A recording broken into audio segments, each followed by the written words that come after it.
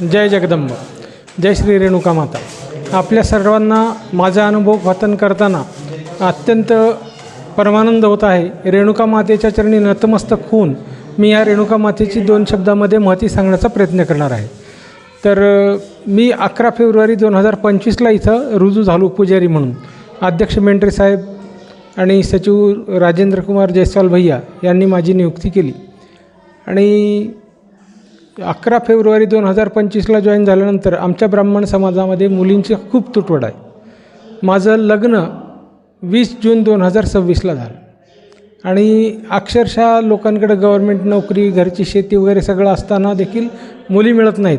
तर रेणुका मातेच्या कृपेनं माझं इथं ट्रस्टींनीच लग्न लावून दिलं. माझ्याकडं पैसे पण नव्हते लग्नाकरता आणि मी असं नवस वगैरे काय केला नव्हता, पण रोज सप्तशतीचा पाठ, ललिता सहस्रनामाचं कुंकुमार्चन आणि सकाळी 8 वाजता आरती, दुपारी 12 वाजता नैवेद्य आरती, संध्याकाळी 6:30ला आरती, अशा 3 प्रकारच्या आरत्या इथं होतात.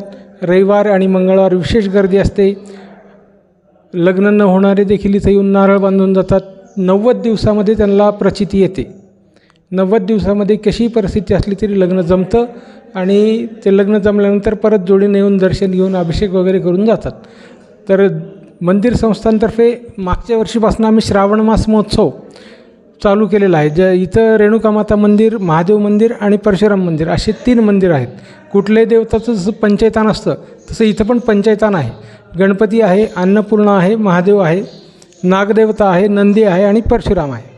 हे रेणुका मंदिर मातेच्या मंदिरापासून थोडं 4 पावलाच्या अंतरावरच आहे. त्याच्यानंतर बाजूला एक कुंड आहे. त्या कुंडातलं पाणी सतत तिथं कसलं एकदम खडकाळ भागामध्ये कसं काय पाणी आहे हे फक्त देवीचीच कृपा. आणि त्याच्यामध्ये स्नान केल्यानंतर असाध्य रोगांचा देखील इलाज होतो अशी इथल्या कुंडाची महती आहे. मुंबईवरून, पुण्यावरून लोक सकाळी येऊन तिथं स्नान करून पहाटे काकडा आरतीला इथं उपस्थित होतात, ज्यांना त्याची प्रचिती आली आहे त्यांची, आणि ओल्या वस्त्रानं कुंडामध्ये स्नान करून इथे येऊन आरती करतात. आरतीची वेळ कधी सकाळी? आरतीची सकाळी 8 वाजता, दुपारी 12 वाजता आणि संध्याकाळी 6:30 वाजता. अशा 3 वेळा 3 आरत्या घेतो आम्ही इथं. आणि रोजच्या सेवेमध्ये ललिता सहस्रनाम आणि दुर्गा सप्तशतीचे पाठ कंटिन्यू चालू असतात. आपलं पूर्ण नाव? माझं पूर्ण नाव अमोल विश्वासराव नाळेश्वरकर. काय आडनाव? नाळेश्वरकर. मूळ गाव? मूळ गाव नांदेड.